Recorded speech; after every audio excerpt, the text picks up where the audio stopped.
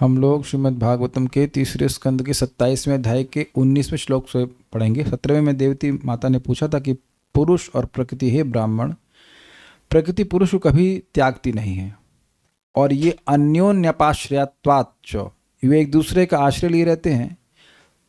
जीवात्मा के बिना शरीर चलने वाला नहीं है, शरीर के बिना जीवात्मा की अभिव्यक्ति नहीं होती है और दोनों नित्यत्व हैं, दोनों नित्य हैं।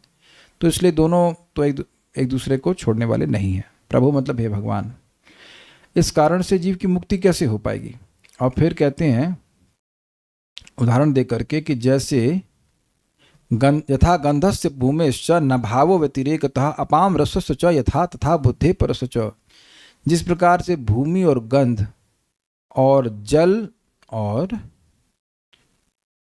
उसका रस, इन दोनों का व्यतिरेक भाव संभव नहीं है। मतलब अगर जल नहीं है तो रस नहीं है, रस नहीं है तो जल नहीं है। उसी प्रकार से बुद्धि अगर अर्थात भौतिक तत्व नहीं है तो जीवात्मा नहीं है, और जीवात्मा नहीं है तो भौतिक तत्व नहीं है। तो इस प्रकार से इनका एक दूसरे का संबंध वो सोच रही हैं। यद्यपि जीवात्मा पदार्थ से नहीं आता है और न ही पदार्थ जीवात्मा से आता है, लेकिन वो सोच रही हैं।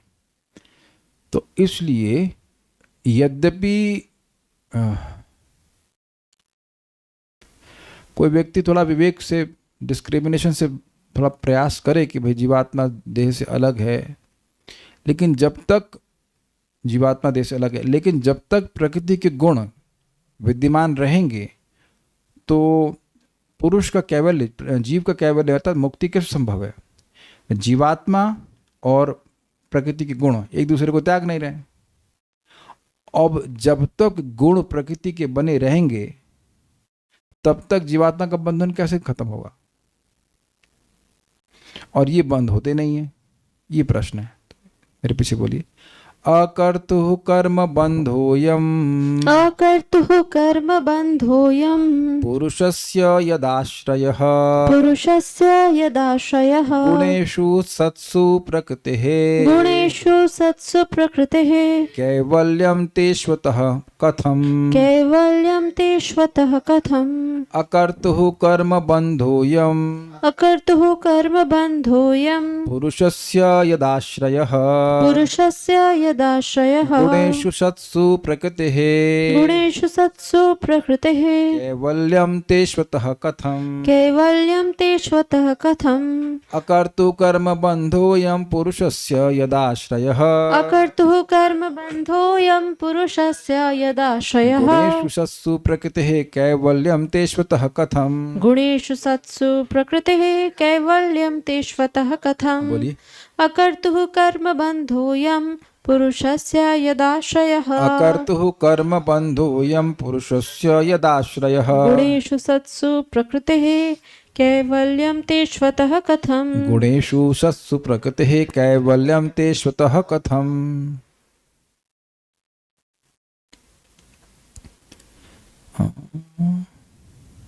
को मैंने अनुवाद के पहले अनुवाद के पहले टीकाएं चिपका दी, क्षमा कीजिएगा, अनुवाद पहले पढ़ते हैं।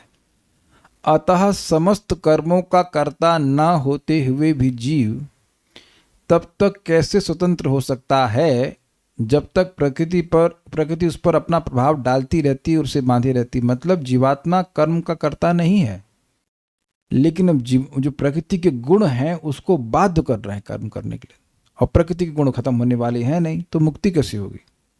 ये बोल रहे हैं। अकर्तु मतलब कर्ता ना होने पर भी, कर्ता किसका, कर्ता कौन थे? कार्य कारण कर्तृत्वे हेतु प्रकृति उच्यते। कार्य यानी शरीर, कर्ता कार्य कारण, हाँ कारण मतलब इंद्रियां, और कर्तु मतलब इंद्रियों के अधिष्ठाता देता, इन्हीं का ही कर्ता उनका ही कर्तृत्व कहा गया है। वैसा प्रकृति से उत्पन्न, इसलिए प्रकृति इसका हेतु है। तो जीवात्मा अकर्ता है। आप कुछ करते हैं कृष्ण पादे प्रभु? कुछ नहीं करते। अरे क्या बात कर रहे, कुछ नहीं करते, ऐसे सैलरी मिल रही है। प्रसाद पाया आपने कि नहीं पाया? खा लो प्रसाद पा लो, ऐसा मत करिए, डेट मत करिए। हाँ ईयरफोन लगा के सुन लीजिए, कुछ दे दीजिए व्यवस्था। हाँ देखिए ठीक है। अकर्तु कर्ता न होने पर भी पुरुषस्य, पुरुष का मतलब जीवात्मा का, यद आश्रय गुणों की संगति से उत्पन्न जो अयम कर्ण बंधनम, यह एक संसार का बंधन होता है। आप जानते हैं रजोगुण, सतोगुण, रजोगुण और तमोगुण तीनों के संग से आसक्ति होती है। किसी को याद भी है कि कैसे आसक्ति होती है, क्यों, कौन सा गुण कौन सी चीजों से बांधता है, याद है आप लोगों को? सुख संगे न बधनाति, ज्ञान संगे न चानघा। सतोगुण व्यक्ति को सुख से बांधता है और ज्ञान से बांधता है। मैं बड़ा ज्ञानी हूं, मैं बहुत सुखी हूं, कहाँ? भौतिक जगत में रहो, रहो सुखी, रहो ज्ञानी। रजो रागात्मकम विद्धि तृष्णा संग समुद्भवम। रजोगुण जो है वो रागात्मक होता है, राग स्वरूप होता है, स्वरूपा होता है, और वह व्यक्ति को तृष्णाओं से बांधता है, ये चाहिए वो चाहिए इत्यादि इत्यादि। और जो प्रमाद है, सॉरी क्षमा कीजिएगा, तमोगुण है, वह प्रमाद यानी पागलपन से, निद्रा आलस्य बधनाति तन प्रमाद संजयत्युतः, निद्रा से, आलस्य से और पागलपन से बांधता है तमोगुण। तो इन यानी कि बेसिकली इन सब कार्यों के प्रति व्यक्ति आसक्त हो जाता है करने में। यद्यपि करने वाला जीव नहीं है, लेकिन गुणों की संगति के कारण वह इन सब कार्यों में आसक्त हो जाता है। देखिए इस बात को थोड़ा समझिए, आप वही जीवात्मा हैं, लेकिन अब बहुत सारे कार्य जिनको आप छोड़ नहीं पा रहे थे वो छूट गए हैं। किसी के नहीं छूटे हों तो हाथ खड़ा करे। अगर उसने आज से माला करना शुरू किया तो अलग बात है, अन्यथा अगर आप साल 2 साल से जब कर रहे हैं तो बहुत से कार्य जिसको करने में आपकी बहुत अधिक आसक्ति थी वो छूट गए हैं। सबका इसमें सहमति है या नहीं है? फाइन। इसका मतलब है कि जो आसक्ति थी वो खत्म हो गई, इसलिए कार्य करने में इंटरेस्ट ही नहीं है। रजोगुणी कार्य करने में कोई आसक्ति थी, खत्म हो गई कि नहीं? जैसे आप देखो, जो लोग खाने में की बात करें तो किसी लोगों को, कि कोई वैसी व्यक्ति है यहाँ पे इसको लाल मिर्च बड़ी अच्छी लगती थी पहले, भक्ति में आने से पहले खूब लाल मिर्च छौंक मार मार कर, एटलीस्ट मैं तो करता था। वो लाल मिर्च का छौंका जो बड़ा वाला होती ना, खुशबू आएगी भाई, खुशबू, उसकी वजह कैसे दाल अच्छी लगेगी। राधा शर्मा माता जी बता रही, ठीक है। तो अब आप मेरे ख्याल से अब आप कुछ रजोगुण नष्ट हो गया होगा, तो हम लोग घर में है ही नहीं लाल मिर्च, वी डोंट यूज इट। तो कुछ परिवर्तन महसूस कर रहे हैं, and you feel very comfortable, उसके बिना भी चल रहा है। ऐसा नहीं कि वो खाना में स्वाद नहीं लग रहा है या कम खा रहे हो, ऐसा कुछ भी नहीं है, जस्ट नेचुरल। भाई प्रैक्टिकल देखिए, प्याज लहसुन कौन नहीं खाया है? हाथ खड़ा करे। आज तक कोई प्याज लहसुन ना खाया कोई है यहाँ पर? अरे कोई तो दूध का धुला होना चाहिए यहाँ पे। तो आप देख लीजिए कि अब संकल्प भी नहीं उठता है, अब उससे एक मतलब एवर्जन सा होता है। पुष्पा संकल्प माता जी नहीं खाएंगे, पता नहीं से what do you mean by this, पता नहीं क्या मतलब इसका। होपफुली कि आप खाई होंगी।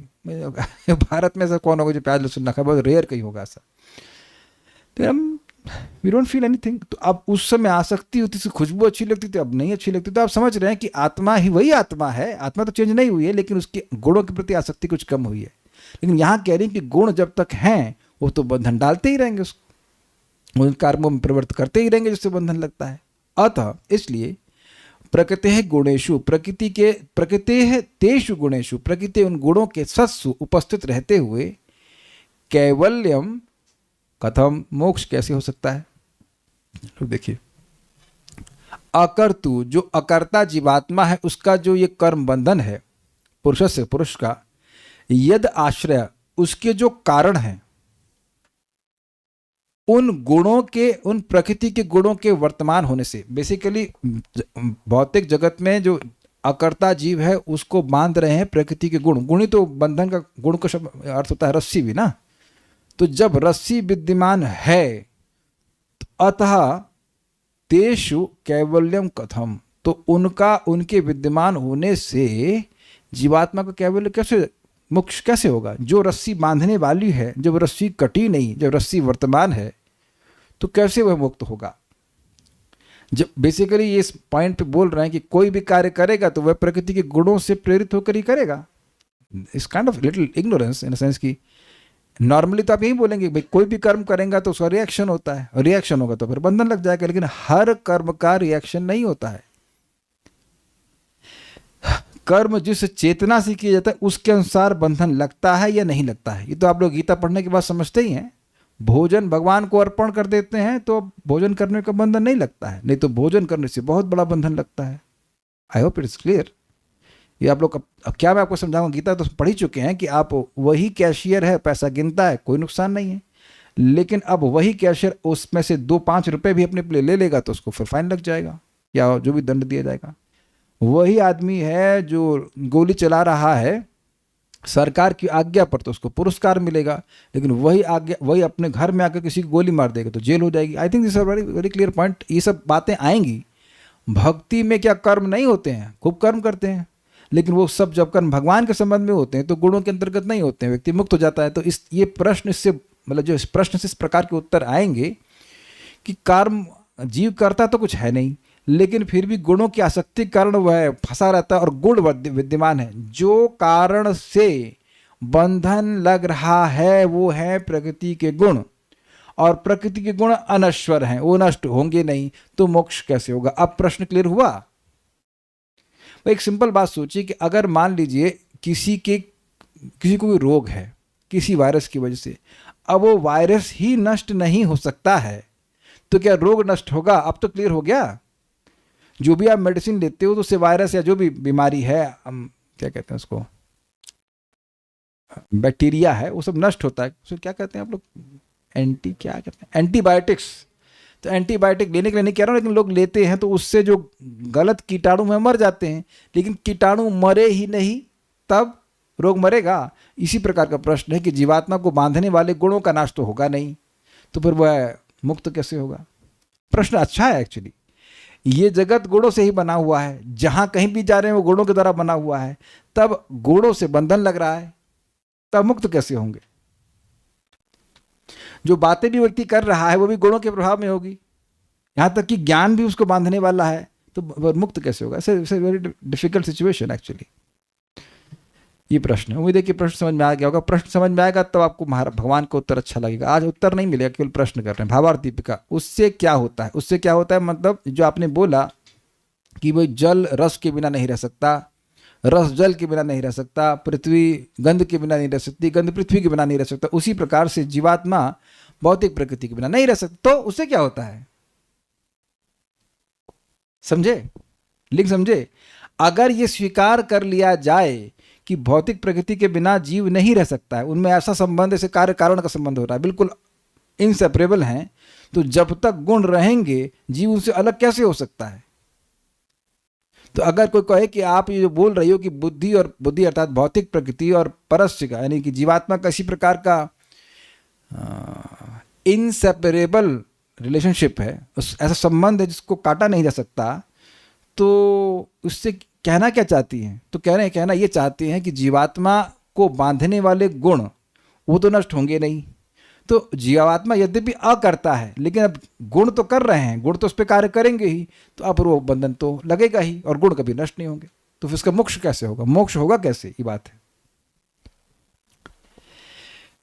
तो इस पर देवहूति कहती हैं कि जिन गुणों के कारण अकर्ता पुरुष यानी जीवात्मा कर्मों के बंधन में पड़ जाता है, उन गुणों के रहते हुए पुरुष को कैवल्य की प्राप्ति कैसे होती है? तो आप प्रश्न करेंगे तो क्या गुण नष्ट नहीं होते हैं? मेरा प्रश्न है आप लोगों से, क्या गुण नष्ट हो जाते हैं? क्या प्रकृति के गुण नष्ट हो जाते हैं? Are they destructible? No, they are not destructible. देखिए, हम आपको ज़्यादा परेशान नहीं करना चाहते हैं, सीधी बात है, हम लोग प्रकृति के गुणों की संगत ही छोड़ देते हैं। इसे इस समय मैं प्रकृति के गुणों की संगत नहीं कर रहा हूँ। आप किसी भक्त की सेवा कर रहे हैं, भगवान का नाम उच्चारण कर रहे हैं, भक्ति कर रहे हैं, तो आप गुणों के द्वारा प्रेरित होकर कार्य नहीं कर रहे हैं। एकदम कान आँख खोल के सुन लीजिए ध्यान से, and you make sure that every second as far as possible you associate with the transcendental modes, not the material modes.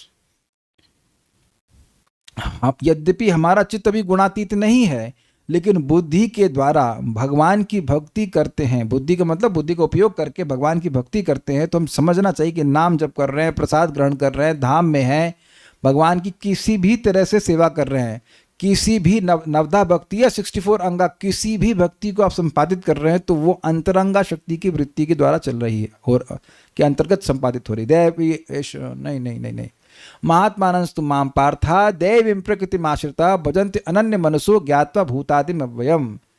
जो अनन्य भाव से भजन हो रहा है, भक्ति की जा रही है भगवान की भक्ति प्राप्त करने के लिए, तो अनन्य भजन होता है ना, तो ये अब भगवान की अंतरंगा शक्ति के द्वारा ही प्रेरित हो रहा है। अगर मन में संकल्प है कि मैं भक्ति करूं और भगवान की भक्ति प्राप्त हो जाए, तो आप समझ लीजिए कि सीधे दैवी प्रकृति के संरक्षण में आप कार्य कर रहे हो। क्लियर हो रहा है सब लोगों को? इसलिए बाह्य रूप से लगेगा अरे तो भोजन बना रहे हैं, अरे ये तो यह काम कर रहे हैं तो वह काम कर रहे हैं, लेकिन अब वो सारे कार्य किस गुण के अंतर्गत हैं? अंतरंगा शक्ति के अंतर्गत हैं। ये प्रश्न अभी असली आई, ये उत्तर मैंने पहले दे दिया, लेकिन ताकि आप लोग कंफ्यूज नहीं हो। जीवात्मा प्रकृति के गुणों के अंतर्गत कार्य तब करता है जब उसकी रुचि, जब उसकी टेस्ट, उसकी रुचि प्रकृति पर प्रभुत्व जताने पर होती है। When he wants to lord it over the material nature, जब वो भोग करना चाहता है तब प्रकृति के गुणों का संग करता है। एकदम समझ में आ रहा होगा, उससे अधिक एक्सप्लेन नहीं कर सकता मैं। लेकिन जब हमारी रुचि भगवान के प्रति सौहार्द से युक्त हो रही है, सुनाई पड़ रहा है आपको भाव भक्ति के लक्षण, भगवान के प्रति सौहार्द होता है, भगवान की प्राप्ति की अभिलाषा से भजन कर रहे होते हैं, और तीसरा क्या था, भगवान के प्रति अनुकूल चेष्टा होती है कि भगवान के लिए अच्छा भोजन बना रहे हैं, जो कुछ भी कर रहे हैं, भक्ति कर रहे हैं, तो ये सारे कार्य जो हैं ये भगवान की अंतरंगा शक्ति के अंतर्गत संपादित होते हैं। यहाँ तक सब लोगों को एकदम शीशे जैसा क्लियर हो जाना चाहिए, एकदम क्लियर होना चाहिए। आपकी रुचि पर निर्भर करता है, रुचि समझ रहे हैं, अभिलाषा पर निर्भर करता है कि आप किसका संग कर रहे हैं। कुछ बोल रहे थे आप, माइक लीजिए। हम ये जानना चाह रहे थे कि भक्त जो है प्रकृति के गुणों का यूज भी करता है? नहीं, प्रकृति के गुणों का यूज नहीं करता है। ऐसा लग रहा है कि प्रकृति के गुणों में कार्य कर रहा है। भाई हम लोग अभी हिंदी तो पढ़ रहे हैं, आप सुनी तो रहे हो, लेकिन इसका प्रभाव वैसा नहीं है, इसका प्रभाव ऐसा नहीं है। अगर प्रकृति के गुणों का संग कर रहे होते तो बंधन लगता कि नहीं लगता? जैसे रात को सोते हैं तो यूज किया हमने। हाँ, रात को आप, ठीक है, रात को सोते हैं, किस लिए सोते हैं बताइए, आप किस लिए सोते हैं? सुबह भक्ति कर, माइक पे लीजिए, दुनिया को बताइए कि किस लिए सोते हैं आप। सुबह झप कर, सुबह पिक्चर देखने जाते हैं आप? हीरो हीरोइन को नहीं देखने जाते, राधा श्याम सुंदर को? तो अब आप बताइए, मैं अभी आपको इसीलिए मैंने बोला था वो शब्द नोट कर लीजिएगा, हमको बड़ा अच्छा लगा था शब्द रुचि। आपकी अभिलाषा क्या है? हम सुबह सोना, शरीर है तो सुलाना तो पड़ेगा ही, तो सुला क्यों रहे हैं देह को? काय सुला रहे कृष्ण, काले कृष्ण प्रभु? जप करने के लिए। तो कोई कार्य किस लिए किया जा रहा है, इससे आप प्रकृति के गुणों का संग करते हैं या नहीं करते हैं? नहीं तो फिर आप इसका अर्थ बता दीजिए। महात्मानंद तुमाम पार्था देवीं प्रकृति आश्रिता भजन्ते अनन्य मनसो ज्ञात भूतात्मा, हम तो श्लोक जानते ही हैं। तो कि जो शुद्ध भक्त है वो नहीं सोते हैं, जो नहीं सो रहे या कम सो रहे हैं, कम से ज्यादा और उससे मतलब नहीं है, वो तो एडवांसमेंट के डिपेंड करता है। लेकिन कोई शुद्ध भक्त है वो सोएगा नहीं। प्रैक्टिकल देखते हैं, बहुत से भक्त सोते भी हैं, सो ही रहे हैं, इज इट नॉट? लेकिन वो सो किस लिए रहे हैं? आप सिंपल सी बात समझो ना, फिर उसी पॉइंट पे आ जाइए कि गन चला रहा है सोल्जर, तो किस लिए चला रहा है उसके ऊपर निर्भर करेगा ना कि बंधन पड़ रहा है कि नहीं बंधन। देखिए एक बात समझिए, अगर प्रकृति के गुण का संग कर रहे हैं तो डैश होगा ही, फिलिंग द ब्लैंक्स, बंधन होगा ही। Very good. तो अगर आप मंगल आरती जाने के लिए सो रहे हैं तो डैश होगा ही, बंधन नहीं ही होगा, है कि नहीं? अच्छा, मान लीजिए कि यहां पे जैसे कोई सभी भक्त हैं, तो अब आपके गुरु महाराज को मालूम चल गया कि आप नहीं सो रहे हैं, विल ही बी प्लीज्ड? मोक्ष माता जी, महाराज जी अगर सामने होते हैं, उनका मालूम कि लड़की सो, मतलब बच्ची सो नहीं रही है, तो क्या बोलते वो? प्रभुपाद जी के शिष्य गए कहीं प्रीचिंग करने के लिए, वो होता है नाइट क्लब, होता है क्या होता है, जो डांस क्लब होता है, जो तो पूरी रात 1 बजे प्रीचिंग करते रहे। प्रभुपाद गए, जाते रहे, make sure you come back also, वापस भी आ जाओ और स्लीप ऑन टाइम, ये बोल देना। अच्छा ये छोड़िए, भगवान गीता में बोलते हैं कि नहीं टाइम से खाओ टाइम से सो? तो गुणों में बंधन डालने के लिए बोलते हैं, बल्कि बोलते जो कम सोता है, जो बहुत ज्यादा सोता है, जो कम खाता है, जो बहुत ज्यादा खाता है, वो दोनों ही योगी नहीं बन सकते। तो योगी होने के लिए, अपनी इंद्रियों को भगवान की सेवा में लगाने के लिए आवश्यक है ना सोना। तो भगवान की आज्ञा मानने से बंधन लगता है। तो आप समझ गए कि ये जो चीजें इनका उपयोग कर रहे हैं, युक्त वैराग्य आप समझते हैं ना, जिन वस्तुओं का उपयोग आप भगवान की सेवा के लिए कर रहे हैं, तो वो बंधन नहीं लगता है। यद्यपि देखने में लग रहा है कि वो मटीरियल, ऐसे तो फिर प्रसाद भी देखने में लगता है दाल चावल है, लेकिन बंधन लगता है। अच्छा, क्या प्रमाण है कि खाना खाने से बंधन नहीं लगता है? श्लोक कौन सा है? वाह, वेरी गुड। यज्ञ शिष्टा सिनासंतो मुच्यंत सर्व किल विषय, उसी श्लोक पे देख लीजिए, भुंजते तु अघम पाप ये पचंत आत्म कारण। देख लीजिए वही खाना, पहली लाइन बोल रहे कि भगवान के भक्त भगवान को अर्पण प्रसाद पाते हैं तो वह मुक्त हो जाते हैं, सारे कलमश से मुक्त हो जाते हैं, माया से मुक्त हो जाते हैं, उद्धव जी बोल रहे हैं। और वही जो लोग अपने लिए बना पका पका के खा रहे हैं वो सब बंधन में पड़ जाते हैं। तो बंधन एक्शन में नहीं, द पर्पस ऑफ एक्शन में है, किस उद्देश्य से कार्य किया जा रहा है, तो उसके अनुसार गुण एक्टिव होंगे। क्लियर समझ लीजिएगा, एकदम शब्द है, एक ही शब्द है। रुचि क्या है, क्या भौतिक प्रकृति पे प्रभुत्व जताना चाहते हैं तो बंधन लग जाएगा, या भगवान की सेवा करना चाहते हैं तो उसी कर्म से व्यक्ति मुक्त हो जाएगा। नहीं तो प्रभु सन्यासी होकर के ये मैगजीन बेच रहे हैं, बेचने का काम, और इतना बड़ा मैनेजमेंट बैंक अकाउंट भी रखे हैं, ये वो प्रभात किए कि नहीं किए, सन्यासियों को सब करना चाहिए। तो बंधन लगा। तो आप समझ रहे हैं कि बंधन, हम जब भगवान की सेवा करते हैं तब प्रकृति के गुणों के अंतर्गत कार्य नहीं करते हैं। यही बात भगवान उत्तर देंगे, लेकिन हमसे क्या करें, हमसे रुका नहीं जा रहा, इसलिए उत्तर भी देते जा रहे हैं कि अगर प्रकृति के गुणों के अंतर्गत कार्य करते रहे तब तो मोक्ष नहीं होगा। But we have an option of serving Krishna, भगवान की सेवा करने का ऑप्शन है, और उसके द्वारा व्यक्ति गुणों की संगति नहीं करता है। इस बात को भगवान गीता में तो कहें, त्रैगुण्य विषया विद्या निस्त्रय गुण्य भवार्जन निर्द्वंद नित्य सत्पस्थो निर्योग क्षेम आत्मवान। जो तीनों वेद हैं वो गुणों के ही संबंध में डिस्कशन करते हैं, लेकिन तुम निस्त्रय गुण्य हो जाओ, अर्थात गुणातीत हो जाओ। और गुणातीत होने की बात हुई थी ना भगवद गीता में, कई बार हुई, दूसरे अध्याय में हुई है, 14वें अध्याय में हुई है, और एक और जगह भी कई 2-3 जगह हुई है। तो उम्मीद है कि बात आप समझ पा रहे हैं। तो इनका प्रश्न क्या है इनका कि भाई गुण जब उपस्थित रहे, गुणों से बंधन लग रहा है, गुण नष्ट हो रहे नहीं है, तो फिर बंधन तो नष्ट होगा नहीं।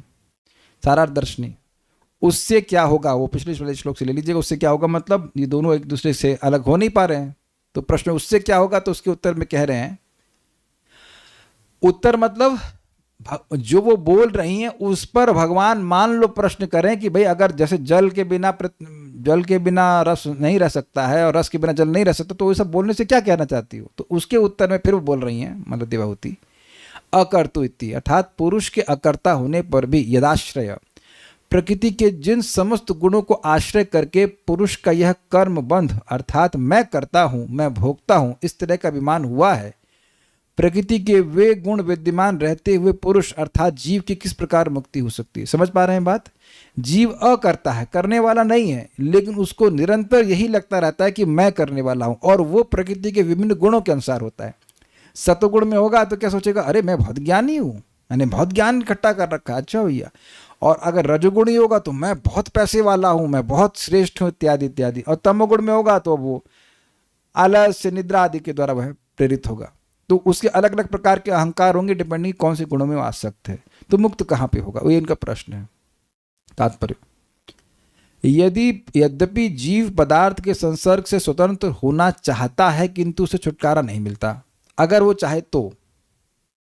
वास्तव में जैसे ही जीव अपने आप को प्रकृति के गुणों के अधीन कर देता है, वैसे ही उसके सारे कार्य प्रकृति द्वारा प्रभावित होने लगते हैं और वह निष्क्रिय हो जाता है। इसको ऐसे समझिए कि भाई हम क्या कहते हैं उसको, स्टीयरिंग पकड़े हुए हैं, तो हम कार हमारे कंट्रोल में है, और स्टीयरिंग छोड़ दें तब तो अब जिसके कंट्रोल में है, हमारे कंट्रोल में तो नहीं। वी जस्ट सिट है, हम देख के जहाँ गाड़ी जा रही है, भग रही है, इज इट ऑल ओके। तो होता क्या है, आप प्रैक्टिकल अपने जीवन में बिल्कुल समझ सकते हैं। आपको पता है कि इस समय क्या करना चाहिए, किसी भी समय क्या करना चाहिए, भगवान की सेवा करनी चाहिए। लेकिन आप यह भी देखेंगे गुणों के द्वारा एक पुशिंग होती है कि ये नहीं करो यार, ये क्यों, अच्छा करो भी तो अभी नहीं। कौन साधक इसको अनुभव नहीं कर रहा है वह हाथ खड़ा करे। आप किसी भी भक्ति में लगे उसमें कोई दिक्कत नहीं है, लेकिन एक पॉइंट पर भाई माया का काम ही यही है कि तुम सुबह से लगे हो भगवान की सेवा में, कुछ तो अब ब्रेक लो भाई। और वो ब्रेक रजगुण, तमगुण या सतगुण, किसी एक चीज से ब्रेक लग सकता है। See if you are tired and you are taking rest, that's all right, that's all right. लेकिन आप जान रहे हैं कभी रजगुण, कभी तमगुण, कभी सतगुण भी वैसे तो कलयुग में सतोगुण लोगों को ज़्यादा परेशान नहीं करता वो सतोगुण में आ जाए तो अच्छा ही है, लेकिन फिर भी हैं ऐसे लोग। देखो ये लोग जो शराबी लोग हैं ना, इनको दो गीता, हम लोग ठीक है। ऐसे भी लोग बोलते हुए देखे गए हैं, मैं मिला हूँ ऐसे लोगों से। आप मुझसे कोई भी उपनिषद का श्लोक पूछ लीजिए, हमने कहा हरे कृष्ण मंत्र कौन से हैं? ये क्या है? हमने कहा करी संतरण उपनिषद नहीं पढ़ा आपने।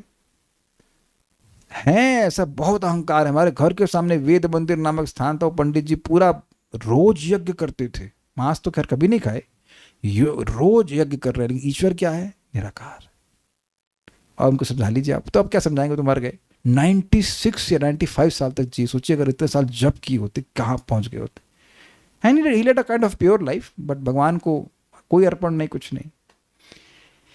ज्ञान में भी बहुत व्यक्ति की आसक्ति हो जाती है। अब उनको कितना ज्ञान था हमको नहीं पता, but at least some mode of goodness was there. सुबह 4 बजे उठ के यज्ञ करते थे नहा धो करके, तो ठीक है। लेकिन वो ठीक है, शराब नहीं पी रहे हैं, वो सब नहीं कर रहे हैं, लेकिन वो सतोगुण की आसक्ति के कारण सोच रहे हैं मैं तो बहुत जानने वाला हूँ, ये क्या है बच्चा, क्या समझाएगा हमको। कहाँ गए हम लोग?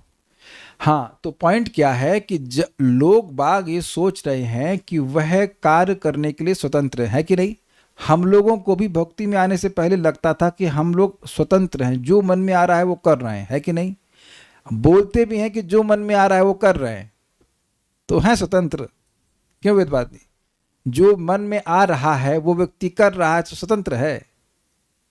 किसकी परतंत्रता है? उसकी मन की परतंत्रता, मंकी है वो, जो मन की करे वो मन की। लेकिन इतना देखने का सामर्थ्य किसका है?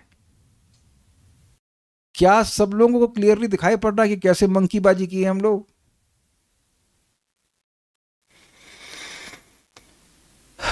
बड़ी फजीहत हो रखी है। तो इसलिए कह रहे हैं निष्क्रिय हो जाता है, मतलब जो गुण बोल रहे हैं वो कर रहा है। जो गुण भाई ठीक है, अच्छा चलो चलो मांस खाना, अच्छा ठीक है चलो, चलो अब बहुत हो गया, चलो शराब पीना, ठीक है चलो चलो चलो, अरे पिक्चर लगी पिक्चर, ठीक है चलो। तो अब देख रहे हैं गुण जो है उसको, उसकी गाड़ी को चला रहे हैं। I think should be very clear, ठीक है। हाँ हाँ हाँ कर रहे हैं कुछ भी, वो मतलब वैसे बैठे देख रहा है, अच्छा ठीक है चलो चलो।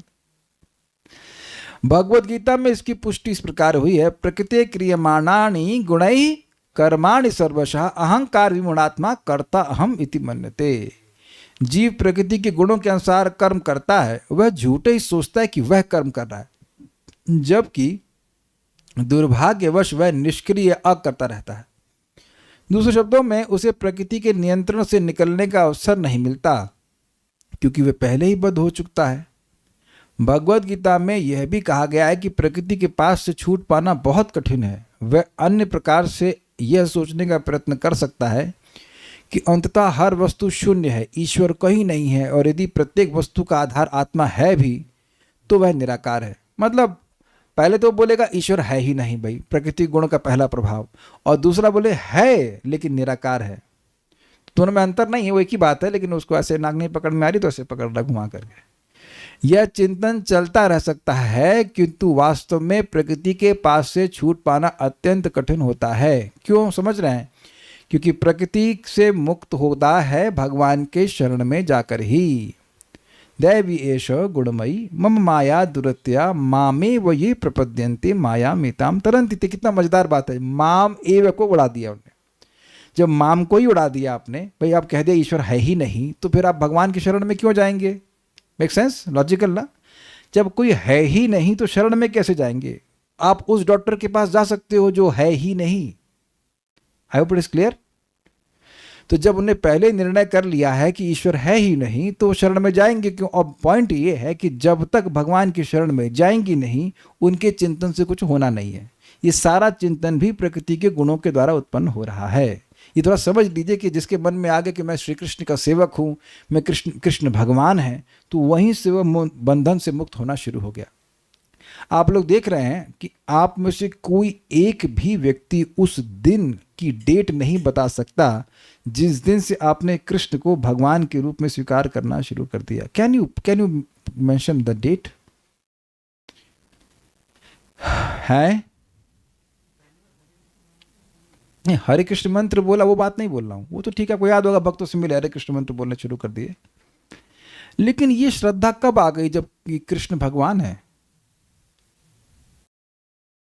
आई रिमेंबर दैट डे जब हमने प्रभुपाद जी के पुस्तकों में भगवत गीता में पढ़ा था ये बात कि एटलीस्ट थियोरेटिकली कृष्ण को भगवान के रूप में स्वीकार करना चाहिए, लेकिन उससे पहले ही मैं कृष्ण को भगवान के रूप में स्वीकार कर चुका था। एक भक्त पूछ रहे हैं ये महत्वपूर्ण प्रश्न क्यों है?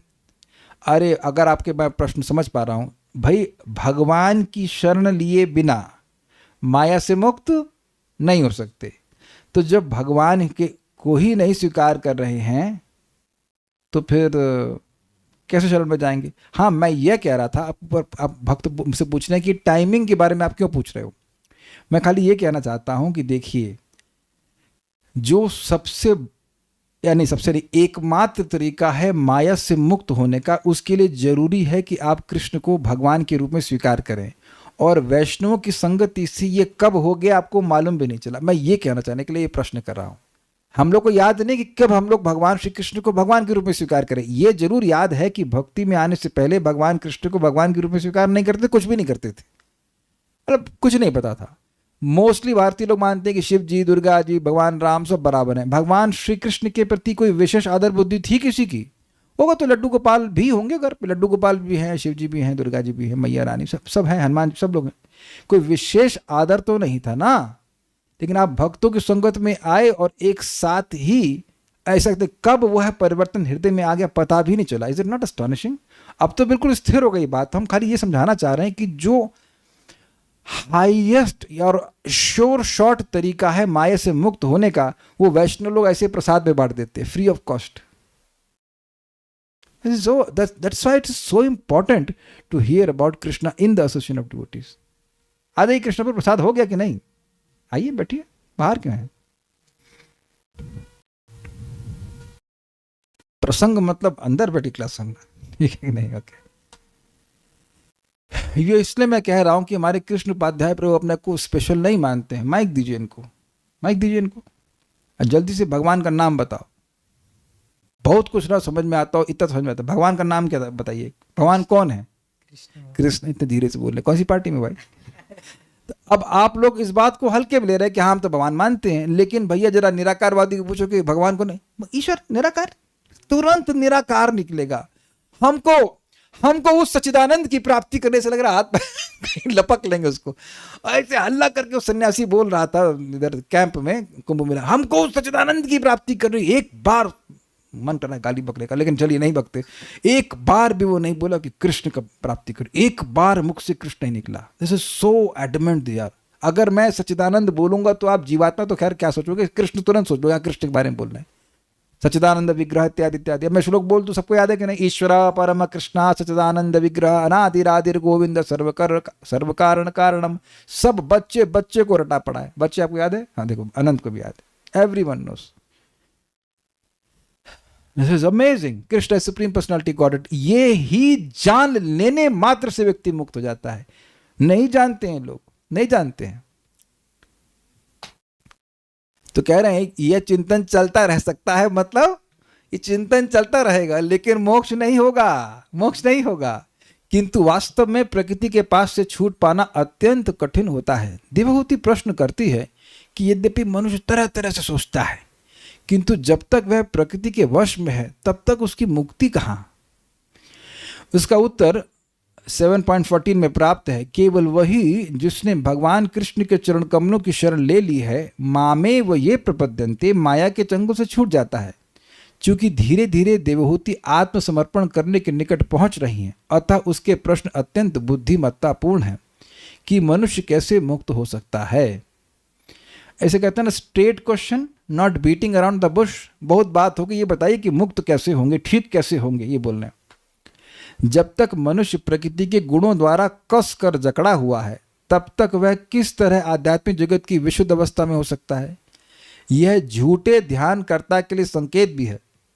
ऐसे अनेक तथाकथित ध्यानकर्ता हैं जो सोचते हैं कि मैं परमात्मा हूं। ओहो अच्छा, मैं प्रकृति के कार्यों का संचालन कर रहा हूं, मेरे ही निर्देशन में सूर्य घूमता तथा चंद्रमा उदय होता है। वे सोचते हैं कि ऐसे चिंतन या ध्यान से वे मुक्त हो सकते हैं, किंतु देखा जाता है कि ऐसे व्यर्थ ध्यान के 3 मिनट बाद ही वे प्रकृति के गुणों से बंध जाते हैं। अपने उच्च ध्यान के तुरंत बाद ही ध्यान करता प्यासा हो उठता है और कुछ पीना या धूम्रपान करना चाहता है। समझे, गला सूख गया तो पानी पीना पड़ेगा। तो आप कहेंगे पानी पीना गलत है, क्या गलती है पानी पीने में? चलो मान लिया कि धूम्रपान गलत है, अब पानी तो मैं भी पी रहा हूं, तो पानी पीने में क्या गलती है? हैं? अनऑफर्ड वाटर। और हाँ, पॉइंट ये कि भाई अब आप कह रहे हो कि चंद्रमा आपके नियमन में चल रहा है, सूर्य आपके नियमन में चल रहा है, तो ये आपका गला आपके नियमन में क्यों चल रहा है? इसमें लिए क्यों बाध्य हो रहे हैं आप? थोड़ा पी लो भाई, हम तो लिमिटेड है ना, एक मिनट, हमारे लिए कोई दिक्कत नहीं। और बहुत बार तो उनकी प्यास पानी से भी नहीं बुझती है। श्रीमान सार्वभौम प्रभु बता रहे थे, कहीं हमको नहीं जानते, कहीं कोई व्यक्ति प्रवचन करता होंगे, वो बीच बीच में ब्रेक ले, अंदर जाके कुछ करे, फिर आके कथा बोलना शुरू करते, तो भक्तों ने जाके देखा कि पीछे आके बीड़ी पीते हैं। और उनको भक्तों ने कहा आप ये क्या कर रहे हैं? कहने क्या करें, छूट ही नहीं रहा है छूट ही नहीं रहा। तो अब आप समझ गए, भगवान की कोई भक्ति नहीं कर रहा है तो वो कितना भी वह बाह्य रूप से आचरण कर ले, वो अंदर किसी न किसी प्रकृति के गुण से बंधा ही हुआ, वो कभी मुक्त हुआ ही नहीं। स्वांग रचने से कुछ भी हो जाएगा क्या? इसीलिए आप देखेंगे जो ऐसे तथाकथित गुरु हैं जो इस प्रकार की बात बोलते हैं, कुछ समय तो दिखाएंगे कि हम बहुत बड़े इंद्रिय संयमी हैं, लेकिन अल्टीमेटली क्योंकि प्रकृति के गुणों से बंधे हुए हैं तो वो खींच लिए जाएंगे। एग्जाम्पल देता हूं, जैसे कोई आदमी ट्रक से बंधा हो तो कितने समय वो बोलेगा कि मैं स्वतंत्र हूं करने के लिए। अब जब ट्रक खींचना चालू करेगा एक तरफ तो खींच ही जाएगा कि नहीं? समझ गए ना उदाहरण? तो अगर कोई रजगुण तमगुण किसी भी गुण से बंधा हुआ हल्ला करते रहे, भाई मुझसे ये ट्रक चल रहा है, मैं खींच, मतलब ट्रक मतलब पूरी जगह चल रहा है, लेकिन वो हल्का सा खिंचाव हुआ तो अब दोनों हाथ से खींच के उधर चला जाएगा। आप समझ रहे हैं बात को? तो ये है हिसाब किताब। जो लोग भगवान की शरण में नहीं जाते हैं उनका बंधन कटना ही नहीं। वो एक्चुअली बात क्या है, वो बंधे ही इसीलिए है कि भगवान की शरण में नहीं जा रहे हैं। जो भगवान की सेवा नहीं करना चाहता है वही बंधन में पड़ा हुआ है। जो गवर्नमेंट के अगेंस्ट चल रहा है वही जेल में गया है। तो अब तुम जब तक गवर्नमेंट के अगेंस्ट चलते रहोगे जेल से कैसे मुक्त हो जाओगे? और बोले नहीं ध्यान करो कि ये सर इस भारत का प्रधानमंत्री मैं हूं, तुम्हारे ध्यान करने से क्या होगा? और ये मत सोचिए कि ऐसा लोग नहीं करते हैं। हम नाम ले लेते हैं, अब तो अंदर है भी। आसाराम बाबू जी की किताबों में लिखा है, ये जो प्रपात बोल रहे हैं ना, ये लिखा है। हमको तो समझ में नहीं आया था उस समय कि ये आया कहाँ से आइडिया।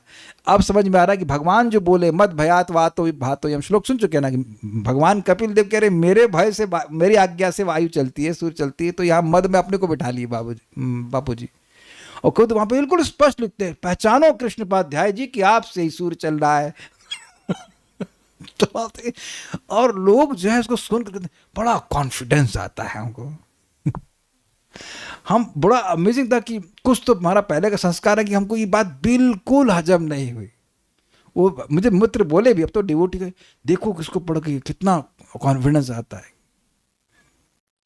मतलब पॉइंट ये कि तुम जब भी तुमसे सूर्य चल रहा है, तुमसे चंद्रमा चल रहा है, तो एक जॉब तो तुम नहीं रहोगे यही बात थी, सीरियसली बोल रहा हूँ, यही बात थी कि तुम जब इतना कुछ करने वाले हो तो छोटा सा काम है एक जॉब प्राप्त करना। लेकिन कितना कॉन्ट्रडिक्टरी है, तुम सूर्य चला रहे हो, चंद्रमा को चला रहे हो, हवा चला रहे हो, तो ये जॉब के लिए तुम प्राप्त करने का प्रयास कर रहे हो। But people are so stupid, they accept this. तो प्रपात कह रहे हैं कि ये सब व्यर्थ है। यद्यपि वह प्रकृति की मजबूत मुट्ठी में रहता है।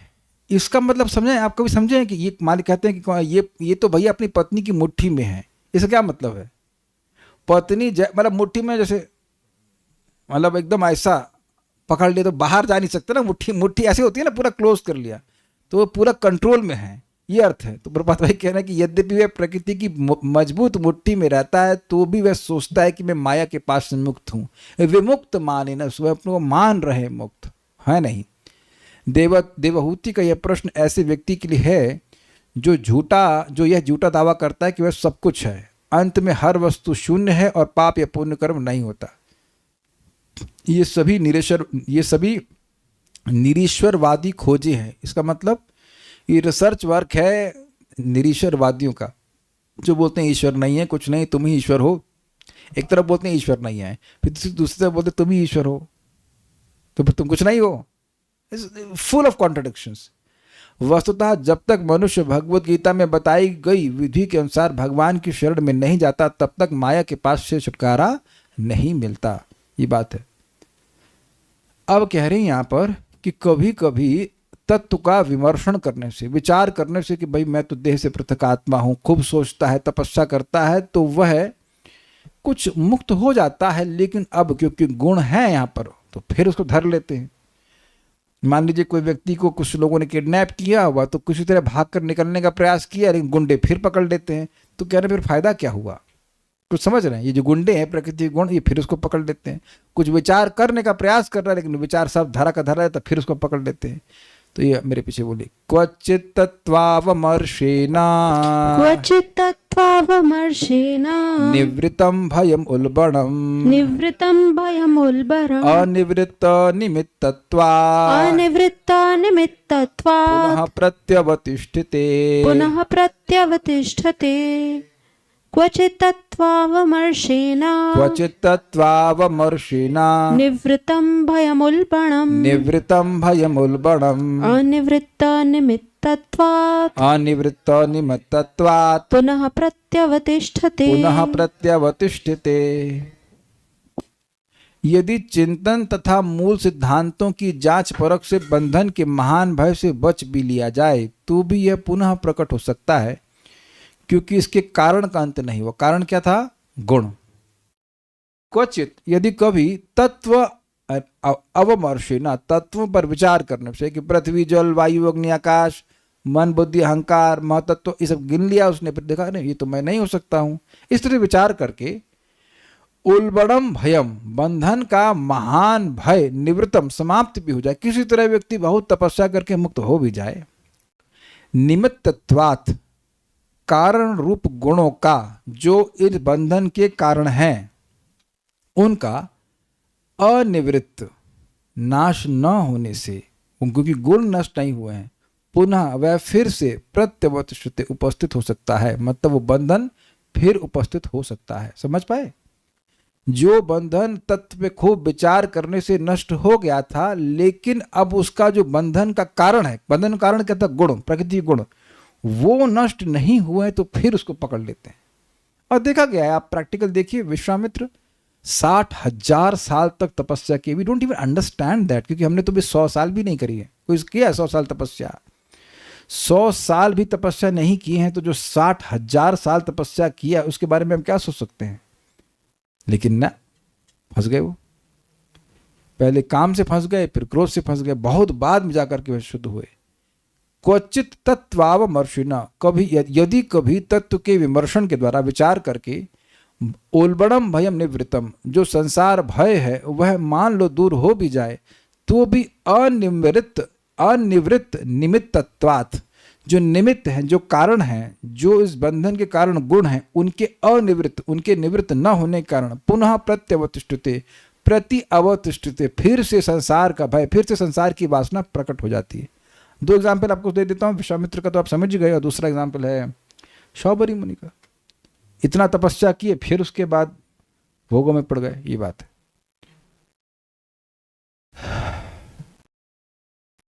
भावार्थ दीपिका, अतएव कभी कभी तत्व विचार आदि कारणों के द्वारा संसार का भय निवृत्त प्राय हो जाने पर भी संसार का भय इसलिए बना रहेगा कि संसार बंध का कारण प्रकृति है।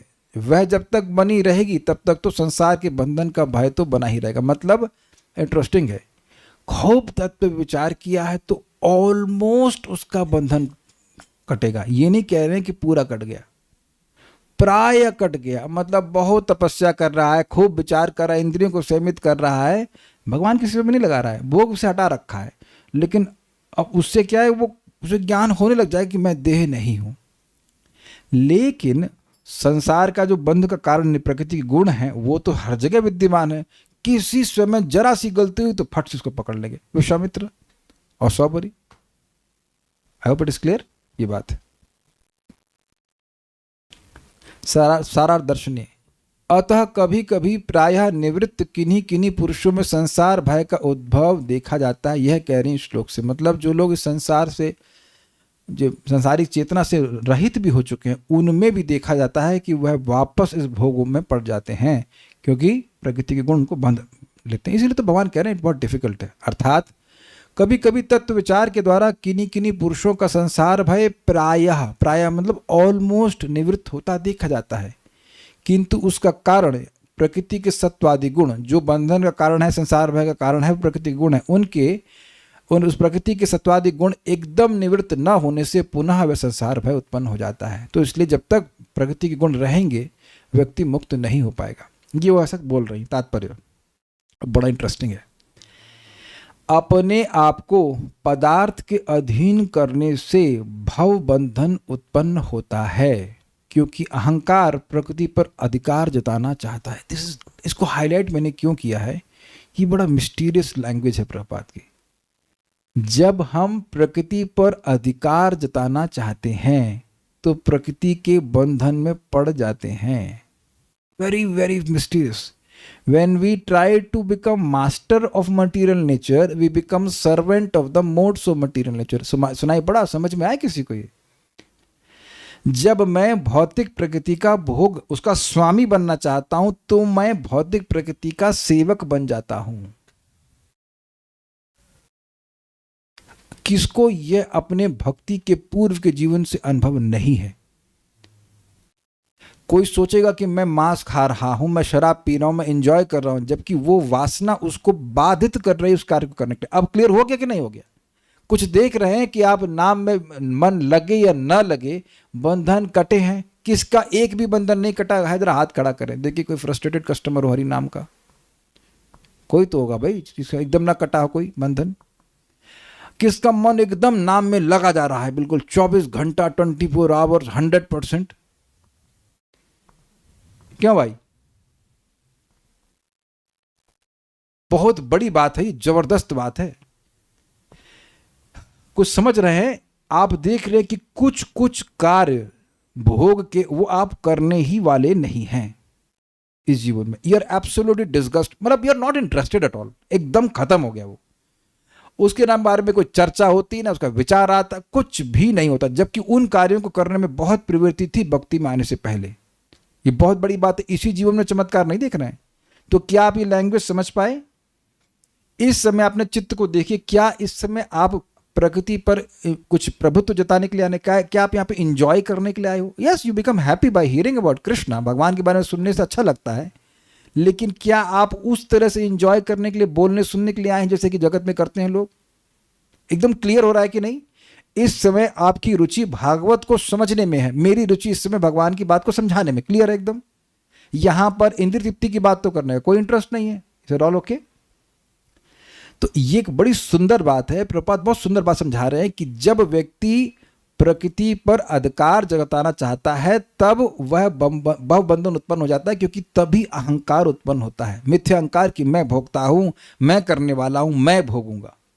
तो जो व्यक्ति भगवान को स्वीकार नहीं कर रहा है वह कार्य करेगा ही प्रकृति पर प्रभुत्व जताने के लिए। लैंग्वेज समझ में आ रहा है ना? To enjoy, it can be सतोगुण के द्वारा एंजॉय करेगा कि मैं ज्ञानी हूं, मैं सुखी हूं, या फिर रजोगुण के द्वारा या तमोगुण के द्वारा, लेकिन वह इंजॉयमेंट की मेंटालिटी को नहीं हटा सकता। उसकी जो रुचि है इंजॉयमेंट की वह रहेगी ही और बंधन लगेगा ही। उम्मीद है कि बात समझ में आ गई।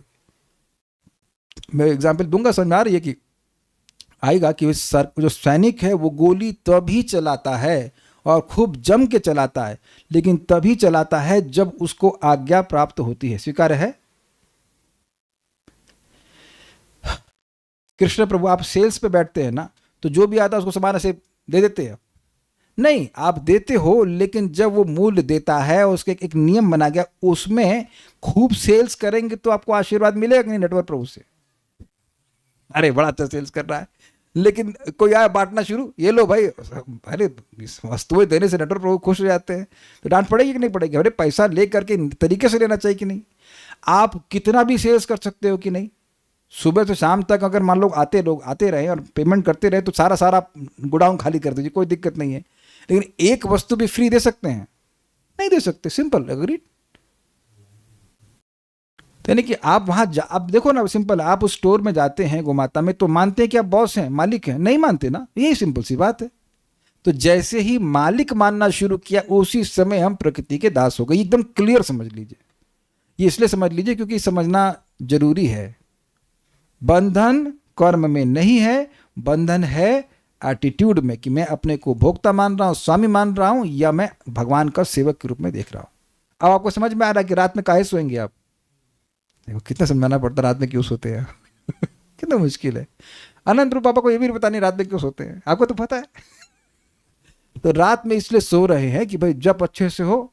एक भक्त को मच्छरदानी चाहिए थी, वो मच्छर काट रहे थे, क्या मच्छर से युद्ध करने आए हो? नहीं, अरे जब अच्छे से नहीं हो पाए इसलिए वी आर वरिड। इसे कहते हैं युक्त वैराग्य। उम्मीद है कि बात समझ में आ जाएगी। भगवद गीता 7.27 का कथन है, इच्छा द्वेष समुत्थेना, इच्छा द्वेष समुत्थेना द्वंद्व मोहेन भारत सर्वभूतानि सम्मोहम सर्गे यान्ति परम तपा। यहाँ भगवान बता रहे हैं कि काहे जगत में बार बार पैदा हो रहे हैं। Why are we having happy birthdays, many happy birthdays have happened.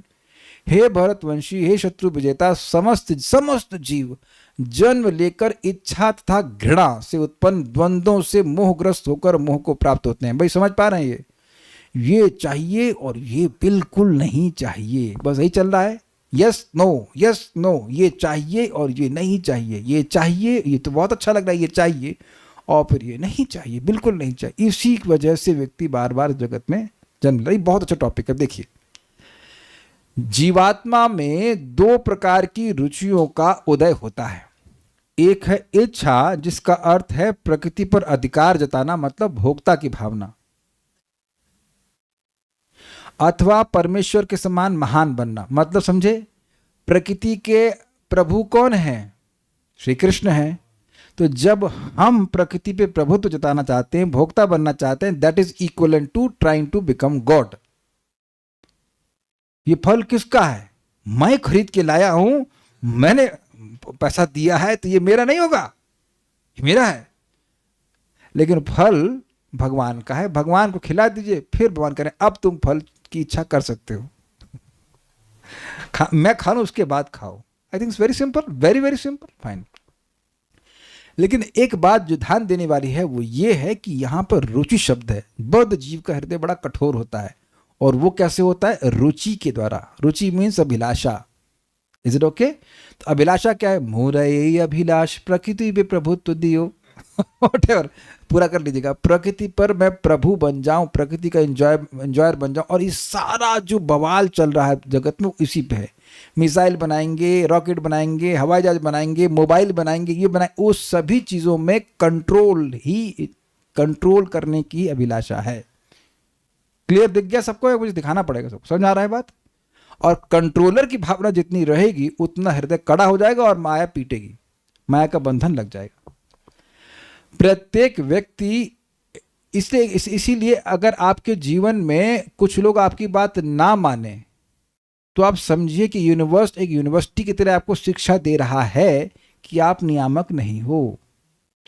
दुनिया में प्रतिदिन कुछ ना कुछ ऐसा होगा ही जो आपके कंट्रोल में ना हो, and you must learn to accept it कि ये मैं कंट्रोलर नहीं हूं। ठीक है? तो ये दो पहली इच्छा है, मैं नियामक बनूंगा। प्रत्येक व्यक्ति इस संसार में महानतम व्यक्ति बनना चाहता है, ये हो गई इच्छा। और जो भी व्यक्ति इस जगत में महान बनना चाहता है वह भगवान की शरण नहीं ले सकता। क्यों? क्योंकि ये महान बनने की इच्छा का मतलब है मैं भगवान बनना चाहता हूं।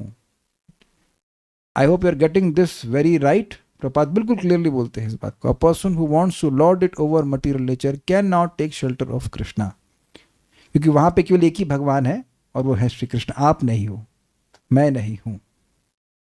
समझे बात? इसीलिए भक्त लोग भक्ति करते करते बार बार हमको सुनना है कि हम श्री कृष्ण के सेवक हैं, हम कोऑपरेटर हैं, हम एंजॉयर कंट्रोलर नहीं हैं। और पहले सुनते हैं, बाद में समझ भी आ जाता है। भगवान समझा देते हैं कि बेटा तुम नियामक नहीं हो। Everything you are proud of will be taken away from you in front of you and will be helpless. जिन जिन चीज़ों पे हम बड़ा अहंकार करते कि ये मेरी है, मेरे पास बुद्धि है, मेरे पास आंखें हैं, जो कुछ भी है वो हमारे सामने ही हमसे छीन ली जाएंगे। कुछ विरोध तो नहीं है ना? कोई बड़ा सुंदर अपने को मानता है तो एक दिन दांत भी नहीं रहेंगे, उसके बाद देखना कितने सुंदर लगेंगे। नहीं ये है ही भाई, क्योंकि अरे हम एकदम स्वस्थ रहते हैं, अच्छा एक दिन स्वास्थ्य भी खींच लिया जाएगा, सब कुछ। तो ये इच्छा जो है महान बनने की, ये बहुत खराब इच्छा है।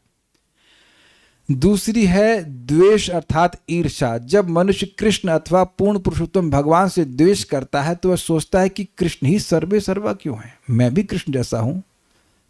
आपने देखा होगा कि जब मान लीजिए आप अच्छा खाना बनाते हैं, अच्छी बात है, गाते नहीं अच्छा, तो बोला जाए कि अमुक व्यक्ति बड़ा अच्छा गाता है तो आपके मन में कोई द्वेष नहीं, हाँ अच्छा गाता है। लेकिन अगर ये बोल दे कि बड़ा अच्छा खाना बनाता है, अरे वो दाल तो आप वैसे दाल कभी बना ही नहीं पाए, अरे तेरी, अब देखिए फिर क्या होता है ना द्वेष। उसी फील्ड में अगर कोई व्यक्ति आगे बढ़ जाए तो व्यक्ति को द्वेष होता है। You must check your heart. जैसे अब कोई कहे कि वेदवाद नहीं बहुत अच्छी रोटी बनाते हैं, हाँ बहुत अच्छी रोटी बनाती हैं, हाँ बहुत अच्छी, खुद ही बड़ी अच्छी बनाती है, कोई दिक्कत नहीं है, हम बना ही नहीं पाते हैं, कोई दिक्कत नहीं। लेकिन कोई कह दे कि भाई नहीं ये कुछ और अच्छा कार्य कर देती हैं जो मैं भी कर पाता हूं, तो बहुत, ये जगत का नियम है कि हृदय में आप देखेंगे द्वेष होता है। अगर आप शुद्ध भक्त होंगे तब नहीं होगा, then you will be happy. इसीलिए जो आपके पास है आप कान खोल के सुन लीजिए, जब दूसरों को देते हैं तो आप द्वेष से मुक्त हो जाते हैं, क्योंकि उनके पास भी वो है जो आपके पास भी है। बट आपके पास एक और बढ़िया चीज आ गई है, निर्मत्सरता। Is that sinking very clear to you? इसीलिए प्रीचिंग करना चाहिए। अगर हम केवल अकेले हरे कृष्ण मंत्र कर रहे हैं then we might still be envious कि हरे कृष्ण मुझे मिल गया लेकिन दूसरे को ना मिले, हमें क्या फर्क नहीं पड़ता। भाई देखो, अब आप प्रीचिंग ना कर पा रहे हो दैट्स अ डिफरेंट थिंग, लेकिन अगर कोई मिल जाए कस्टमर तो जरूर बताने की इच्छा होनी चाहिए। हमारे सर ने बात सिखाई थी, हम आज तक इसको सीखे हुए हैं कि if you don't share what you have you will become envious, and enviousness and devotional service can not go together. परमो निर्मत्सराणाम सताम इत्यादि। तो कृष्ण मतलब पॉइंट क्या है, वो व्यक्ति जब दूसरे का व्यक्ति उत्कर्ष को ना सहन कर पाए उसको मत्सरता कहते हैं, और उसी का एक सब ब्रांच है ईर्षा। मत्सरता का मतलब कोई व्यक्ति किसी तरह प्रगति कर रहा है, हमको अच्छा नहीं लग रहा है, चाहे हमको गाना नहीं आता है, सामने वाला गा क्यों रहा है अच्छा। लेकिन ईर्षा मतलब मेरे को वो काम आता है और सामने वाले को अच्छा आता है। तो आप समझ रहे, ईर्षा इज अ सबसेट ऑफ मत्सरता। कुछ समझ पा रहे हैं? तो जो व्यक्ति मत्सरता से युक्त है वो भगवान की भक्ति कैसे कर सकता है? तो मूल द्वेष भगवान श्री कृष्ण से है, इसीलिए अन्य लोगों में भी जा रहा है। समझने का मतलब, समझने का प्रयास कीजिए कि इस जगत में कोई भी कुछ कर पा रहा है तो भगवान की शक्ति से ही कर पा रहा है। क्लियर? तो अगर हम किसी व्यक्ति के उत्कर्ष को सहन नहीं कर पा रहे हैं तो हम भगवान की शक्ति के उत्कर्ष को नहीं सहन कर पा रहे हैं। ये समझ में आ गया? तो मूल द्वेष भगवान से ही है। इसीलिए जब किसी व्यक्ति के हृदय में भगवान के बारे में सुनने की अभिलाषा हो गई, उसको बड़ा अच्छा लगता है भगवान के बारे में सुनना, क्या हो गया? अब उसका भगवान के प्रति द्वेष समाप्त होना शुरू हो गया। भाई अगर भगवान के बारे में सुनने की इच्छा नहीं है, भगवान के उत्कर्ष को, जो भी भगवान की बात होगी इसमें भगवान का उत्कर्ष आएगा, तो फिर वैकुंठ कैसे जाएगा बताइए? अगर उस सुनने की इच्छा नहीं, वैकुंठ में तो सब भगवान के बारे में बात करेंगे, आपके बारे में तो बात करेंगे नहीं, कितना अच्छा गा तू यार, कोई बोलेगा नहीं, सब भगवान के बारे में बात करेंगे। आई hope it is very clear. तो यही बात है कि कृष्ण सर्वे सर्वा क्यों हैं, वह श्रेष्ठ क्यों, मैं भी कृष्ण बनूंगा। इसीलिए जो मायावादी हैं वो कृष्ण के अपराधी हैं, वो बार बार बोलते रहते हैं कि हम सब भगवान, तुम भगवान, मैं भी भगवान, इत्यादि इत्यादि।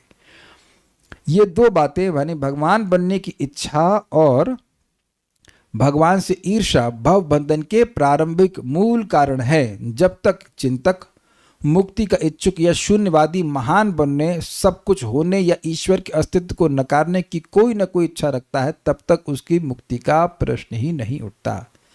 तो आप समझ रहे हैं क्या अभिलाषा है, उस कारण से व्यक्ति बंधन में पड़ेगा या नहीं पड़ेगा। और अगर अच्छा है कि भगवान के चरणों की प्राप्ति हो, भगवान के प्रति सौहार्द हो और भगवान के प्रति अनुकूल चेष्टा हो, भगवान को भोजन बनाऊंगा, भगवान के लिए भोजन बनाऊंगा, भगवान की सेवा करूंगा, फूल दूंगा, इत्यादि इत्यादि।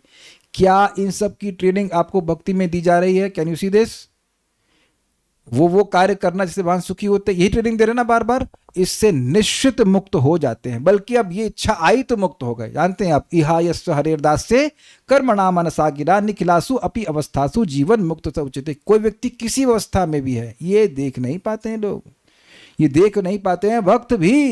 भक्त भी नहीं देख पाते हैं कि समानता, जो प्राकृत भक्त वो नहीं देख पाता कि कोई भी भक्त भगवान की सेवा करना चाहता है तो वह किसी भी अवस्था में हो वह जीवन मुक्त है। अगर आपको दिखने लग गया then you are very fortunate and you yourself are जीवन मुक्त। कुछ समझ पा रहे हैं मैं क्या कह रहा हूं? अगर मान लो कोई गृहस्थ है, अब वो निरंतर भगवान की सेवा में ही लगा है या सेवा करना चाहता है, प्लीज बी केयरफुल, वो जीवन मुक्त है। आप कुछ भी किसी भी स्थान पे हैं लेकिन नहीं देख पा रहे हैं, तो वो नहीं देख पाना आंखों से दिखता है भाई, आंखों से दिखता है। मैं बहुत खुल के नहीं बोलना चाहता हूं, बट आंखों से दिखता है। आंखों से सम्मान की भावना दिखती है। मैं समझ रहा है ना, आप लोग क्यों नहीं समझ पा रहे हैं बातें? ज़्यादा नेगेटिव नहीं बोलना चाहता हूं, बट आंखों से दिखता है कि आपका भक्तों के प्रति सम्मान है कि नहीं है। विभीषण जी तो राक्षसों के परिवार से हैं। हनुमान जी जब देखिए सुबह राम राम बोल रहा है तो पक्का सिंसियर होगा, तो कितना प्रेम किए। मिले भी थे ना, विभीषण से मिलते हैं, प्रेम करते हैं। नहीं, कोई व्यक्ति राक्षस का भाई है, नो कैन यू इमेजिन? ये कौन है? रावण के भाई है। रावण का भाई बोल देंगे तो भाग जाएंगे कि रावण का भाई, अरे बाप रे। लेकिन रावण का भाई होने पर भी कितना प्रेम हनुमान जी ने किया, क्योंकि उनका वो देख रहे हैं कि राम बोल रहा है, राम बोल रहा है। रुक जाइए, पूरा पढ़ लेते हैं। तो यानी एक बात समझ लें कि मुक्ति का इस प्रकार का इच्छुक को मुक्ति मिलने वाली नहीं जब तक तो वो हल्ला करते रहेगा कि वही भगवान है। ऐसे तो भगवान नहीं है, और अगर है तो मैं हूं। ये क्या नाटक है, ये सब कभी मुक्त नहीं हो सकता। देवहूति अत्यंत बुद्धिमत्ता पूर्वक कहती हैं, कोई भले ही सिद्धांत का विश्लेषण करते हुए कहे कि ज्ञान के द्वारा वह मुक्त हो गया है, किंतु वास्तव में जब तक कारण विद्यमान है तब तक वह मुक्त नहीं है। कारण क्या है? अपने भगवान से द्वेष और भगवान के समान बनने की जो इच्छा है, जब तक वो रहेगी तब तक वो ठीक नहीं हो सकता। वायरस भरा पड़ा है शरीर में, कोई नहीं हम तो मान लिए कि हम ठीक है, तो मानने से कैसे ठीक हो जाओगे? कारण है ना वहां। भगवत गीता पुष्टि करती है कि अनेक जन्मों तक ऐसे चिंतन के बाद जब मनुष्य अपनी वास्तविक चेतना को प्राप्त करता है और भगवान श्री कृष्ण की शरण में जाता है, तभी उसकी ज्ञान की खोज पूरी होती है। क्या श्लोक है? बहुनाम जन्मनाम अन्ते ज्ञानवान माम प्रपद्यते। बहुनाम जन्मनाम अन्ते ज्ञानवान। समझ रहे हैं बात?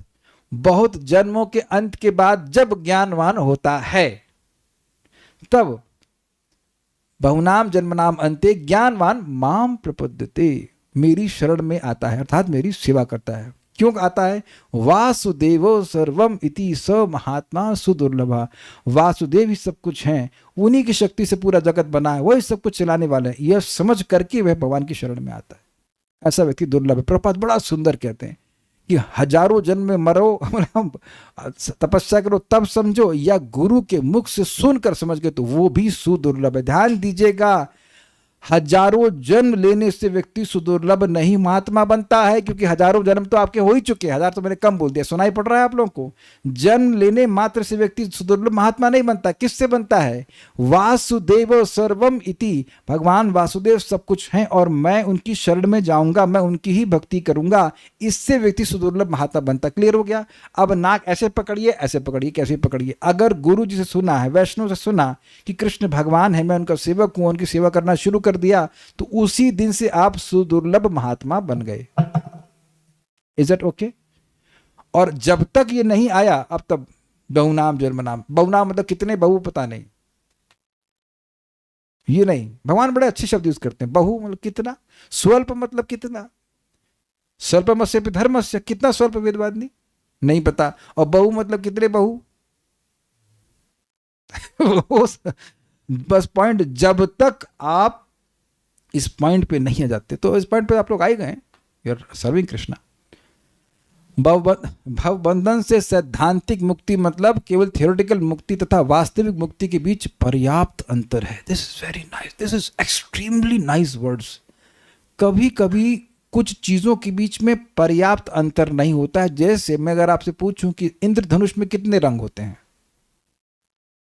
इंद्रधनुष समझते हैं आप, रेनबो कितने रंग होते हैं उसमें? 7 बोलते हैं। और मैं कहूं इनफाइनाइट, तब मैं अगर ये कहूं कि असीमित रंग होते हैं, तब कोई वोट देगा हमको? कालिया कृष्ण वोट देंगे। उसमें इतना सारे रंगों का विभाजन होता है, वो आपकी आंखों को पूरा पूरा नहीं दिखाई पड़ता, लेकिन उनमें पर्याप्त अंतर नहीं होता। मैं समझा रहा हूं, वो एक ग्रेडेशन होता है। एक तरफ से लाल लाल दिखेगा, फिर थोड़ा हल्का लाल दिखेगा, फिर ऐसे करके ग्रेडेशन होकर येलो, ऐसे कुछ ना, रेड विद ग्योर, मतलब वॉयलेट से रेड हो जाता है। तो लेकिन बीच में कोई लाइन नहीं होती है। मैं क्या समझा पा रहा हूं? लेकिन अब जैसे मान लीजिए कि ये है, ये क्या है? आपको नहीं बोलना चाहिए था, ठीक है। anyways, ये ईयरबड्स है, और ये क्या है? माउस है। दोनों में पर्याप्त अंतर है, लेकिन इस तरह से बहुत अंतर है। अभी कभी कभी मेरे लेफ्ट हैंड में रहता है तो उसको ऐसे चलाता हूं, लेकिन ये माउस काम नहीं कर सकता। ये ईयरबड है और ईयरबड ही रहेगा।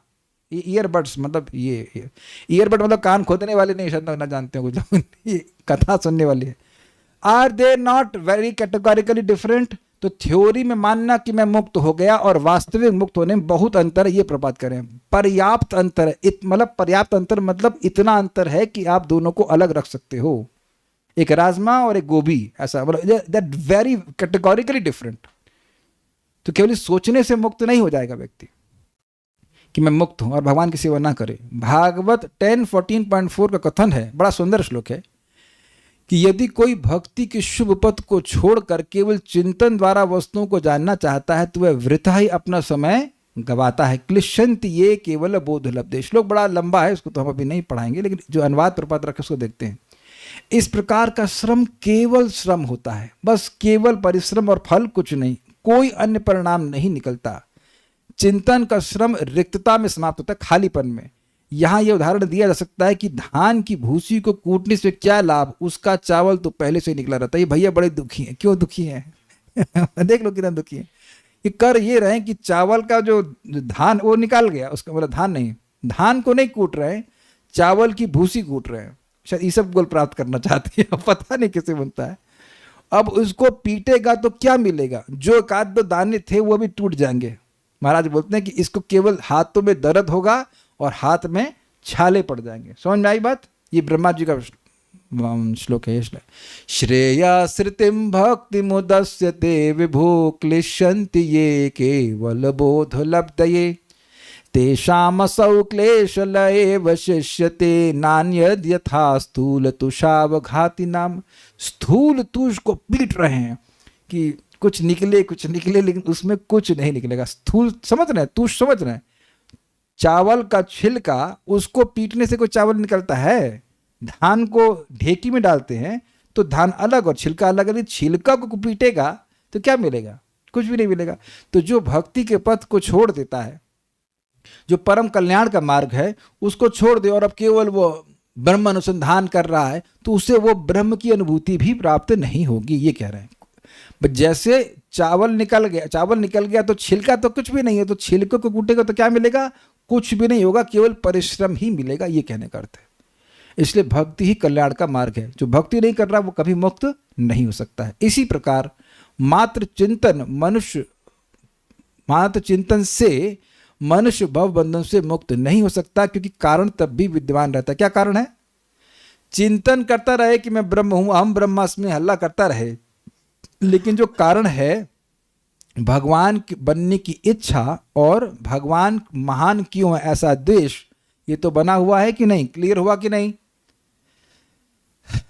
इच्छा द्वेष समुत्थेना द्वंद्व मोहेन भारता सर्वभूतानि सर्गे यान्ति पर, ऐसे करता सर्ग में लोग पैदा ही इसीलिए हो रहे हैं क्योंकि उनकी भगवान यानी महान बनने की इच्छा है। और भगवान महान क्यों है इस बात से द्वेष है। तो तुम चाहे कितना भी चिंतन करते रहो कि तुम आत्मा हो, देह नहीं हो, लेकिन जिस वजह से तुम देह में हो वो दो रुचियां तो अभी खत्म नहीं हुई ना। आप समझ गए बात? तो फिर वह बंधन से मुक्त नहीं हो पाएगा। पहले कारण का निषेध करना होता है, तब कर्म या प्रभाव निरस्त होता है। अगले श्लोकों में भगवान इसकी व्याख्या करते हैं। समझ में आया? जिस कारण से कोई रोग हो रहा है उसको नष्ट करेंगे तभी तो वह रोग नष्ट होगा। मान लीजिए किसी का वात बड़ा है तो अब उसकी वजह से हड्डी में दर्द होगा, नींद नहीं आएगी, जो कुछ बहुत सारे चीज़ें आएंगी। तो जब तक वात को बैलेंस नहीं करेंगे वो सारे सिम्टम आते रहेंगे कि नहीं, करते रहो, कुछ भी करते रहो, फाइन। तो यही बात यहाँ पे सिखाई गई कि भगवान की भक्ति के बिना व्यक्ति कोई मुक्त नहीं हो सकता है। कोई प्रश्न किसी बात के हैं तो या कमेंट है तो मैं देख लेता हूँ।